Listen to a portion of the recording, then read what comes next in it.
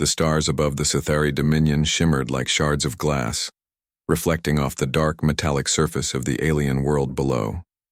Towering cities of black crystal and luminous energy stretched as far as the eye could see, humming with a strange, otherworldly life. From orbit, the planet looked cold, unwelcoming, and utterly alien. Most humans would have turned away, convinced that nothing alive could survive there, or that if it did, it would be deadly Dot, and it was Dot, the queen of the Sithari, ruler of this dominion, stood at the highest tower of her palace, her form immense and regal. Her skin shimmered with hues of molten metal, a shifting pattern of gold and bronze that made her seem less like a being and more like a living star. Her eyes glowed faintly, and every movement radiated power. She had conquered countless worlds, bending civilizations under her iron will. To those who had survived her wrath, she was a nightmare, a terror incarnate, a being so fearsome that legends called her a monster Dot. But today, she watched something different. A human ship had landed in her central plaza. It was small, fragile, and unmistakably human in design. From it stepped a man, his uniform simple but neat, his stance calm, and his eyes bright, intelligent, and unafraid, fixed on her. He did not flee. He did not draw a weapon. He simply walked forward, shoulders squared, head held high, and a soft, almost gentle smile on his face. Dot, the queen, tilted her head. Her curiosity piqued. She had seen many species, many creatures cower or attack at her mere presence. But this one, he was different. "I am nothing but a monster," she said, her voice rolling across the plaza like thunder softened by distance. "There is no reason for you to be here. No reason to show mercy. No reason to speak kindly. No reason to come closer. You should fear me. You should run." Elias Vance, the human captain, stopped a few meters away, his gaze steady. He did not flinch, though the air around her crackled with energy, a warning of the immense power she could unleash in an instant. Instead, he smiled again, calm and unshakable. "I see a queen," he said quietly, "and maybe a monster too. But mostly, I see someone who feels pain, someone who is lonely, someone who needs help." The words struck her like a strange, foreign wind. She had ruled alone for centuries, trusted no one, and allowed fear to be her only companion. No being had ever spoken to her like this. Most had screamed. Most had died. Few had dared to speak at all. And yet, here was a human, standing in front of her, looking not with fear or hatred, but with understanding. Dot, she studied him. His armor was scratched but intact. His ship was small, almost fragile compared to the enormous palace and the immense power she wielded. And yet, something about him, something in the curve of his lips, the warmth in his voice, the calm in his eyes, made her pause. "I have destroyed worlds," she admitted, her voice softer now, almost a whisper. "I have killed billions, I have crushed empires, I am a monster in every sense. You should leave now or you will join the rest of them." Elias stepped closer. The human warmth of his presence contrasted with the cold, metallic air of her domain. "Maybe," he said gently, "but even monsters can be more than what they have done. Everyone has a choice. Everyone can change. Even you." Her chest tightened. That word, change, was alien to her. She had ruled through fear and destruction for so long that she had forgotten what it meant to be anything else. The idea that she could choose something different, it both terrified and intrigued her. Dot. For the first time in centuries, the queen felt something she had not felt in a long time, a flicker of hope, a tiny spark in the darkness of her long, lonely reign. The human smiled again, and in that simple gesture, she felt the strange pull of trust, something she had not dared to feel since she was young, long before power had hardened her heart. Dot, the plaza fell silent. The citizens who had gathered at a safe distance gasped at the sight. The humans standing unafraid before their queen, the queen herself still and strangely vulnerable. The air was thick with tension, yet it was not the fear that usually accompanied her presence. This time it was curiosity, a hesitant hope.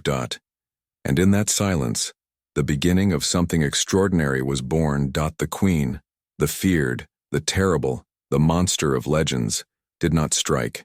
She did not roar. She simply watched, her molten eyes reflecting the human before her, and wondered, could she truly be more than what she believed herself to be? And Elias? He smiled, knowing that sometimes even the smallest act of courage, the act of showing belief in someone, could change the fate of an entire world. Days passed and the human did not leave. Captain Elias Vance stayed in the palace not as a prisoner, not as a conqueror, but as a visitor who chose to remain. At first the queen watched him warily, her instincts honed for centuries telling her that any kindness would be met with betrayal. But Elias never betrayed her. He never attacked, never judged, never demanded. He simply existed, quietly, patiently, and with a warmth that she had almost forgotten existed. Each day, he asked questions, not about power or territory or secrets, but about her. What made you so strong? He would ask. Were you always alone? His curiosity was gentle, not probing, not mocking. And slowly, the queen found herself answering. At first, she spoke in small pieces, fragments of memory she had buried under conquest and fear. Then gradually she told him the whole story. She told him about her childhood, about the world that had feared her even as she learned to walk. She told him about her first battle, the first life she had taken, and the first empire she had destroyed. Her voice was quiet, almost broken, as if speaking these truths out loud weakened her, exposed her. I destroyed my own people, she admitted one night, the vast throne room silent except for the soft hum of energy in the walls. I crushed those who trusted me. I burned cities that loved me. I am not a queen, I am a monster, nothing else. Elias listened as he always did. He did not flinch. He did not shout. He did not call her a monster, though her own words seemed heavy enough to weigh down a galaxy. Instead, he tilted his head, thoughtful, and spoke softly. Maybe monsters are just people who have forgotten how to be human. Or compassionate. But everyone deserves a chance to remember. Even you. The queen recoiled inwardly. That word, human, was strange and alien, yet it carried warmth that her own existence lacked. She had spent centuries surrounded by fear, surrounded by obedience, surrounded by silence. And now, for the first time, someone saw her as more than the power she wielded, more than the terror she inspired. Someone saw her as a being capable of change. She wanted to reject him.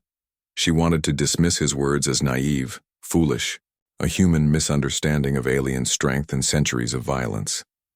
But every time she tried, Elias's smile caught her off guard. It was a simple smile, gentle, patient, and full of belief.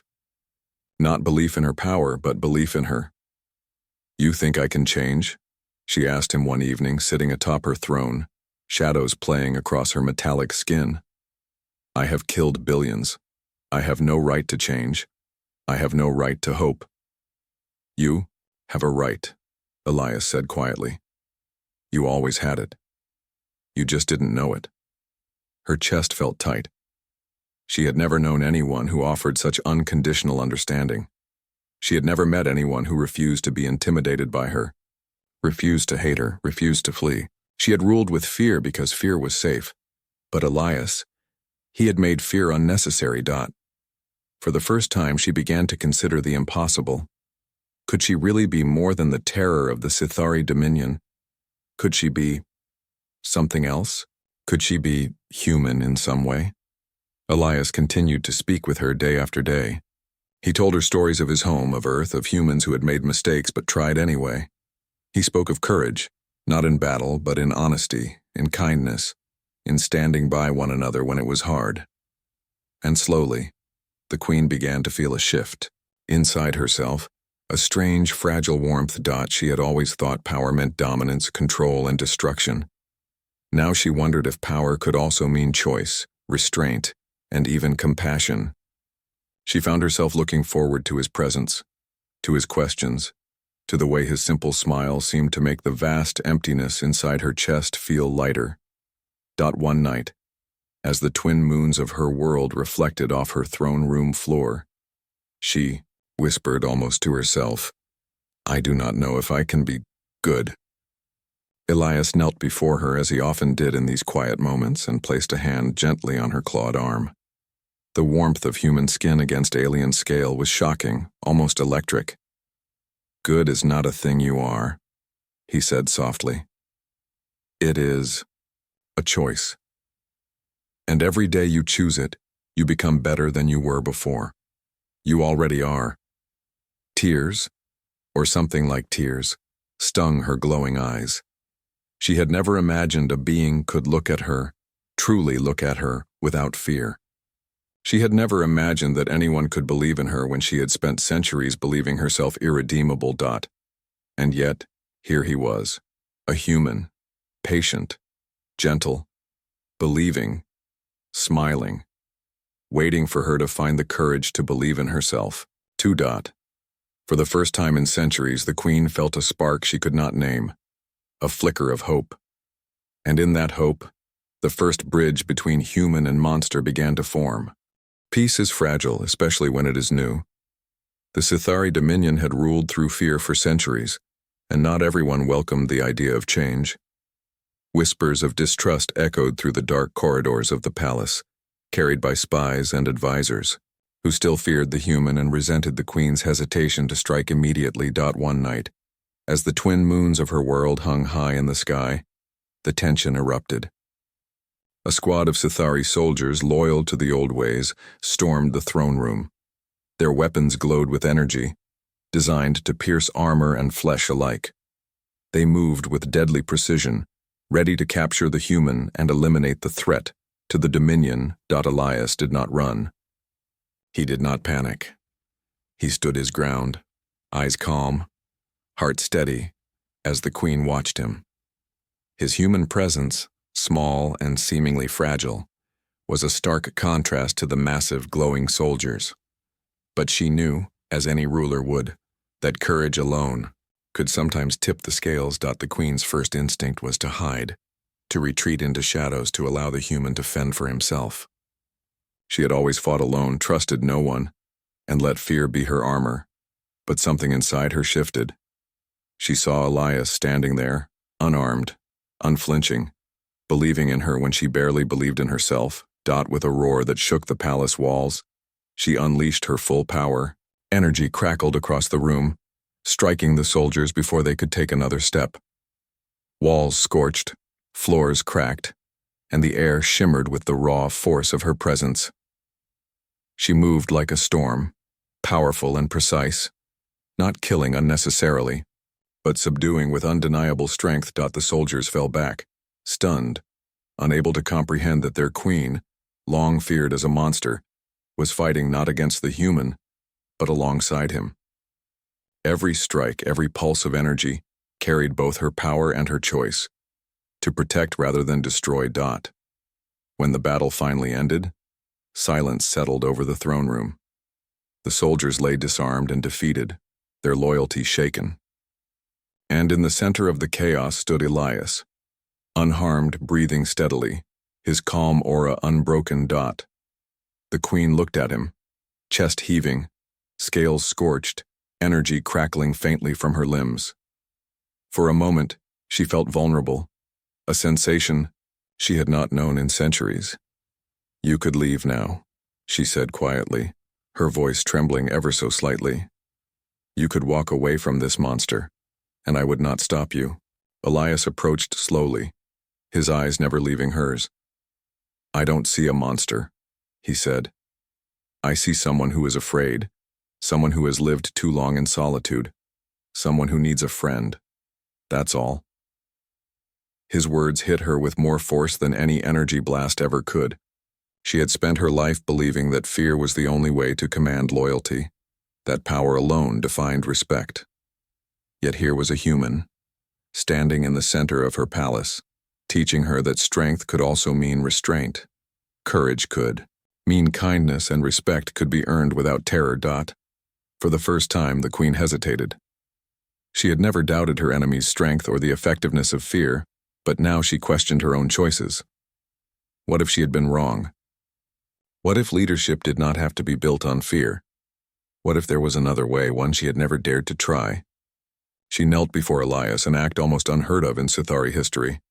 "I am dangerous," she admitted, her glowing eyes filled with shame and uncertainty. "I could destroy everything you hold dear in an instant. Why do you still trust me?" Elias reached out and placed a hand against her clawed forearm. "Because I see you," he said simply. "Not the monster everyone fears, but the being who is learning to choose something better. You are capable of so much more than destruction, and I will not let you forget it." Tears, if a monster could be said to have tears, formed in her eyes. They glimmered like liquid fire against her metallic skin. In that moment, centuries of fear, loneliness, and isolation seemed to dissolve, replaced by a fragile yet powerful hope. The test was not over. She would still face opposition, still confront the ghosts of her past, and still struggle to define herself anew. But she had chosen a path she had never walked before, one that included trust, courage, and human compassion. And the human standing before her, smiling, patient, and unwavering, had shown her the first step. For the first time in her life, the queen did not feel alone. She felt seen. She felt understood. And she felt, maybe for the first time, that she could be more than a monster. The palace was quiet that evening, lit only by the soft glow of the twin moons and the faint hum of energy that pulsed through the walls. The queen sat alone in her throne room, her massive form hunched slightly as if carrying the weight of centuries on her shoulders. Elias had left for a short walk among the crystal gardens, trusting her to reflect, to consider, to confront herself. But she could not stop thinking about him, about his words, his calm, and the simple warmth of his presence. For centuries, she had built walls around herself. Walls of power, walls of fear, walls of distance. No one had ever breached them, not advisors, not generals, not spies. They had all bent to her will, yes, but only because they feared the destruction she could bring. She had ruled with iron, claws, and a voice that could shatter mountains. She had believed that fear was loyalty, and yet here was a human who did not fear her, who did not shrink, who did not scream, who did not betray. "I am still a monster," she whispered into the silence, the words tasting bitter on her tongue. "I have taken lives I can never return. I have ruled through fear. I have destroyed everything that was once good in me." Elias returned quietly, his boots soft on the crystal floor. He did not speak immediately. He simply stood, a human figure in a vast alien palace, and let her words settle. She felt his presence steady and patient, and realized she had been holding her breath for centuries, waiting for someone to condemn her. And yet here he was, offering understanding instead. "I know what you've done," he said gently. "I know the darkness you carry, but that does not define you. It only shows that you survived it, that you are strong enough to make a choice now." Her chest tightened. A strange, unfamiliar sensation rose in her, shame mixed with relief, fear mixed with hope. "I am not proud of my choices," she admitted, voice shaking slightly. I have hurt billions. I have destroyed cities, entire worlds. I cannot undo it. I cannot take it back. Nothing can erase the fear I have caused." Elias stepped closer, careful not to impose, careful to give her space while also bridging the gap that had always existed between them. "Maybe not," he said softly, "but you can shape what comes next. You can choose to protect instead of destroy. You can choose to help instead of harm. That is what makes someone more than a monster." She looked into his eyes, searching for any hint of mockery or doubt, but found none.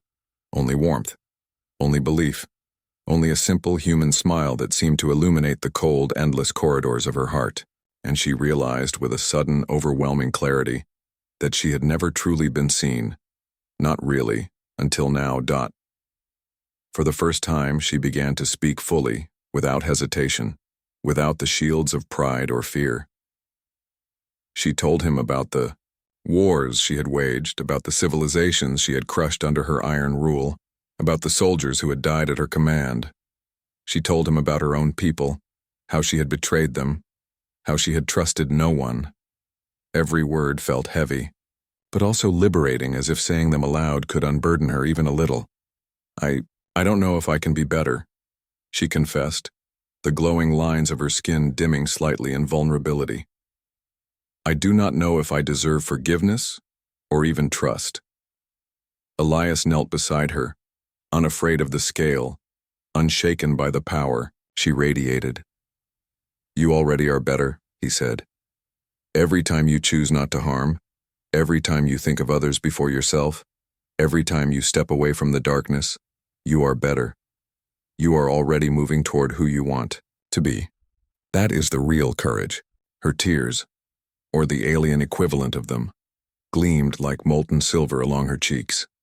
She had expected condemnation, rejection, hatred.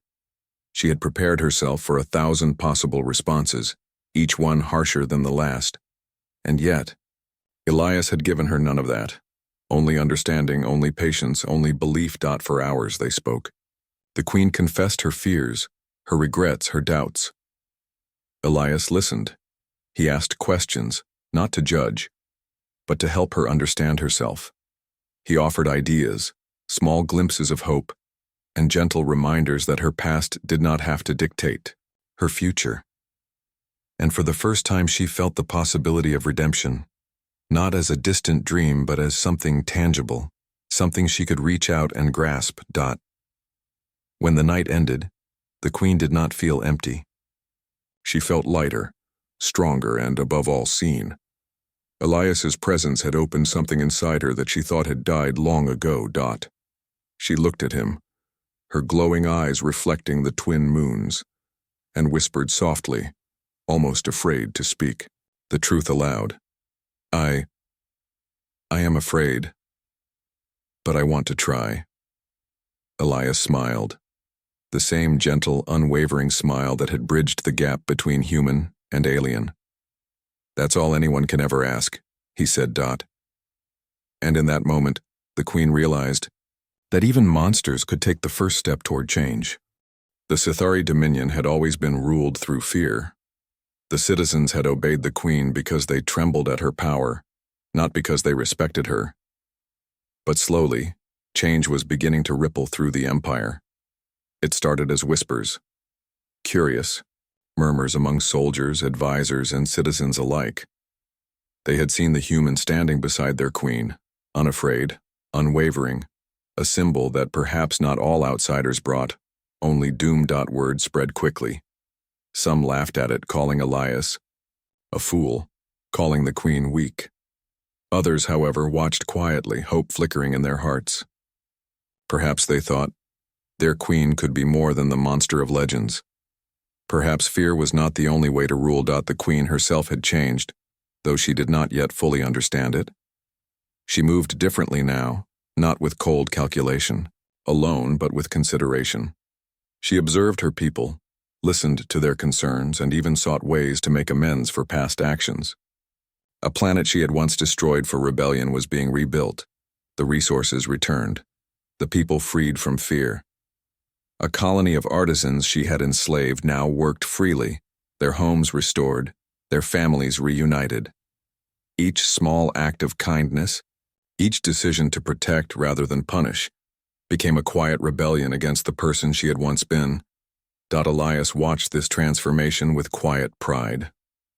He did not demand her change. He merely supported it, offering guidance when asked and encouragement when she faltered. His presence reminded her that being a queen was not about inflicting fear, but about choosing to wield power responsibly. Not everyone accepted this new way. Some advisors whispered treachery, plotting to overthrow her or to discredit Elias. A faction of soldiers, loyal to old methods, openly defied her, testing her patience and resolve. Yet each challenge was different now. She faced it not with blind fury or destruction, but with measured strength, strategy, and the courage to act differently than she once would have. One day, as she walked among her people in the central plaza, citizens paused to watch her approach. She no longer walked as an untouchable deity of fear. She walked humbly but with authority tempered by compassion. People bowed, yes, but this time it was not out of terror. It was respect. Respect earned through her willingness to change, to face her past and to act for the better. A young Sithari child stepped forward hesitantly, holding a small crystal flower. "For you, Queen," the child whispered, eyes wide with awe. The Queen hesitated for a moment. She had never received such a gift, not in all her centuries of rule. Her hands, usually poised for command or battle, reached out gently to accept it. "Thank you," she said softly, her voice carrying a warmth that had been absent for centuries. The child smiled and ran back to the crowd, leaving the Queen to stand quietly, feeling something she had long thought impossible. Genuine connection. That evening, she met Elias in the throne room. He had been watching the changes, quietly observing her small acts of reform. She turned to him, eyes glowing faintly, not with power, but with vulnerability and hope.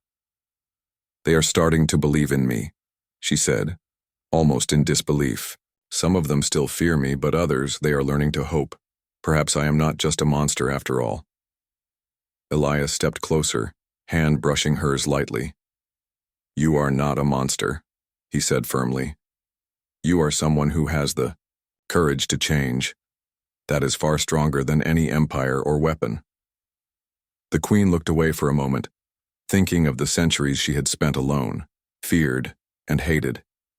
She realized that strength was not measured by destruction or obedience, but by the ability to inspire others to rise, to hope, and to believe. She had ruled with fear for so long, but now she saw a different path, one built on trust, understanding, and the willingness to face oneself. The transformation was not instantaneous. There were setbacks, arguments, and moments when the old instincts threatened to reclaim her. But with Elias by her side, patient and unwavering, she discovered the strength to keep choosing the better path. Each small victory, each act of kindness, each decision to forgive rather than punish, was a step away from the monster she had once been. For the first time in her reign, she felt the true meaning of power, not fear, not domination, but choice. And with that choice came hope, a hope that could ripple through her empire, changing not just herself but every world she ruled. The Dominion was beginning to see what Elias had always believed, that even a monster could become something extraordinary. And in that truth, the Queen found the courage to continue walking a path she had once thought impossible. The palace no longer felt empty. The halls that once echoed with silence and fear now carried whispers of change, laughter of those freed from oppression, and the quiet hum of hope. The Queen walked among her people with a new purpose, her massive frame still imposing, yet softened, by her choice to lead with compassion. And always by her side was Elias, a human who had dared to believe in her when no one else could. That evening, as the twin moons reflected off the crystal floors of the throne room, the Queen approached him. Her movements were deliberate, measured, but beneath them lay uncertainty, a vulnerability she had rarely allowed herself to show. She paused, her glowing eyes searching his, her claws brushing the floor lightly. "I am still dangerous," she said softly, almost afraid of his answer. "I am capable of things I cannot undo. I could destroy everything you value in an instant. Why do you remain?" Elias looked at her, his calm eyes steady and unwavering. He did not flinch at her size, her power, or the history she carried on her shoulders. "Because I see you," he said simply. "Not the monster you believe yourself to be, but the being who is learning, who is choosing, who is becoming. I see the real you, not the legend." The Queen felt a tremor inside her, one she could not name. Trust had been a stranger for centuries, and yet here it was, offered freely. She had ruled with fear, demanded loyalty, and crushed betrayal without hesitation. And now this human offered belief, not fear, patience, not judgment, understanding, not contempt. I don't know if I deserve this, she admitted, voice barely above a whisper. I do not know if I deserve trust, or friendship, or anything good. Elias smiled, the same gentle, unwavering smile that had started this transformation long ago. You deserve to try, he said. You've already shown courage by choosing to be better. And I will stand with you, not because you are perfect, but because I know what you can become. For a long moment she studied him. The human who had faced her not with weapons but with warmth. The human who had stood beside her during the first test of her courage, who had never wavered in the face of her power. The human who had seen through the monster everyone else feared and recognized the potential for something extraordinary. Slowly, hesitantly, she reached out. Her massive hand hovered above his smaller one, unsure, trembling with centuries of mistrust and doubt. And then, at last, she allowed them to meet. Human warmth pressed against alien scale, a simple touch that carried more meaning than any words could convey.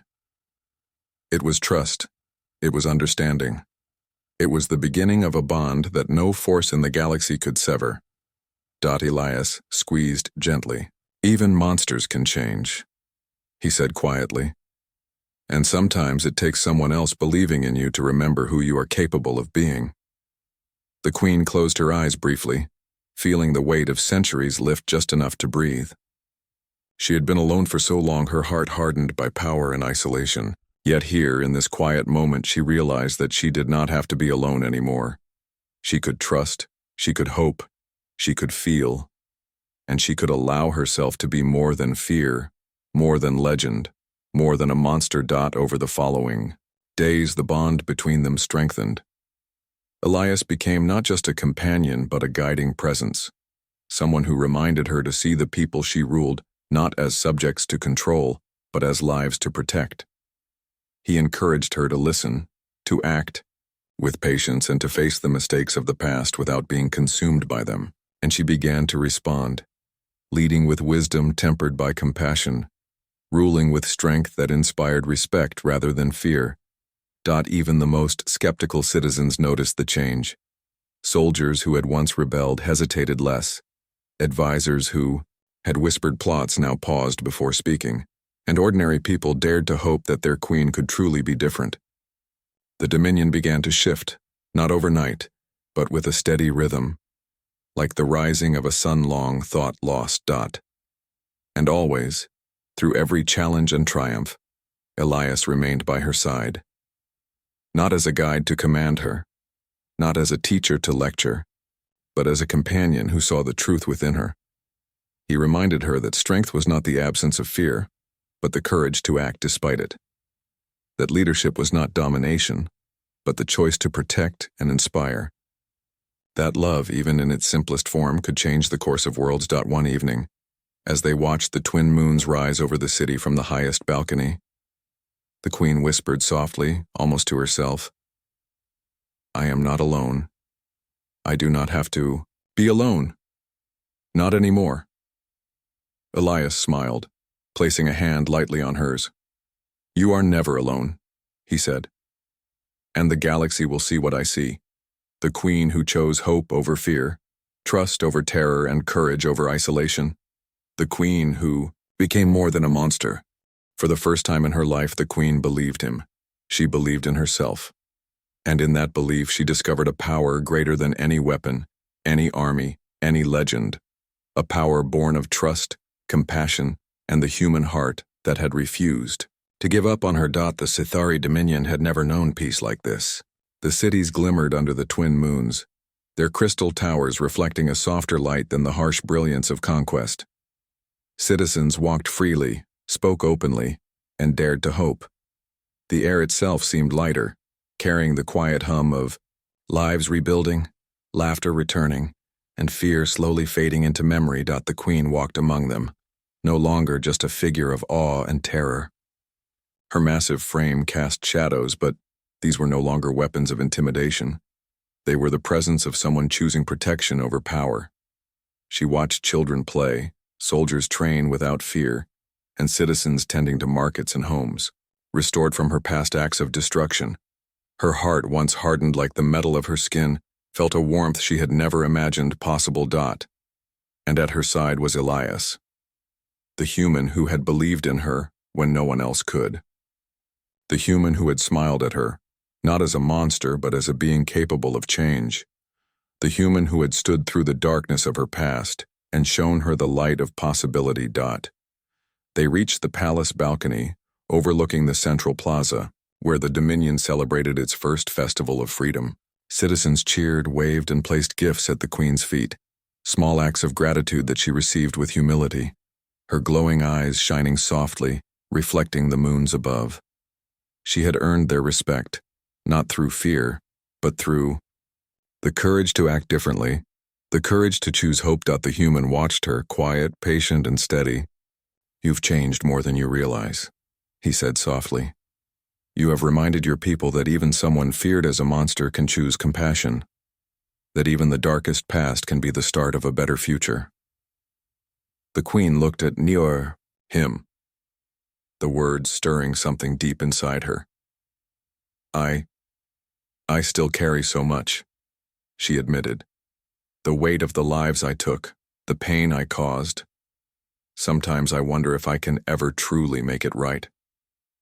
Elias stepped closer, placing his hand gently on her massive clawed one. "You cannot change the past," he said, "but you can choose what comes next. You've done it already in small ways every day, and now the galaxy will remember not the monster, but the Queen who dared to hope." Tears, molten and silvered, in the light of the moons, streaked her cheeks. She had spent centuries expecting condemnation, isolation, and fear, and yet here was someone offering understanding, trust, and warmth. The realization struck her deeply. For the first time, she was not alone, and she did not have to be. A breeze swept across the balcony, brushing her metallic skin and bringing with it the sense of the city below. Flowers, fresh food, laughter, and life. She turned to Elias, her glowing eyes meeting his human ones. I don't know how to thank you," she whispered. Elias smiled, that same gentle, unwavering smile that had begun this transformation. "You don't need to," he said. "You just need to keep choosing what's right. That's all the thanks I could ever ask for." For a long moment they stood together in silence, the bond between them unspoken but undeniable. Human and alien, monster and redeemer, they had bridged centuries of fear and misunderstanding through patience, courage, and the simplest of acts, belief in another. Then, she did something she had never done with anyone, allowed herself to be fully vulnerable. She leaned slightly, her immense form bowing just enough so that her head was near his. Elias reached out and with the gentlest touch, ran his fingers along the smooth lines of her head, a gesture of connection, trust, and comfort. The Queen trembled, not with fear, not with anger, but with an unfamiliar, beautiful emotion. Relief, understanding, and something like love. "I thought I was nothing but a monster," she whispered, voice quivering. "But your smile, your faith, it tells me I am more." Elias simply smiled back, warmth radiating in a way that no power, no weapon, no empire could replicate. "You are," he said, "and the galaxy will see it too. Not the monster, but the Queen who chose to be more." That night, under the twin moons, the Dominion celebrated not just freedom from oppression, but the triumph of courage, compassion, and trust. A human had reminded a feared alien queen that even the darkest past does not define one's future, and a monster had learned that she could be more than the legend, more than the fear, more than the shadows she had carried for centuries. In the end, the galaxy would remember her not for the destruction she had wrought, but for the choice she made to embrace humanity, to embrace change, to embrace hope. And in her heart, the Queen finally understood what Elias had always believed. Monsters are not defined by their past, but by the courage to become something greater. The human and the alien Queen stood together, hands touching, eyes meeting.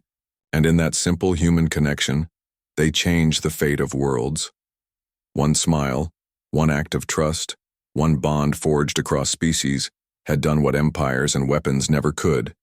It had turned fear into hope, and legends into humanity. The galaxy would never forget it.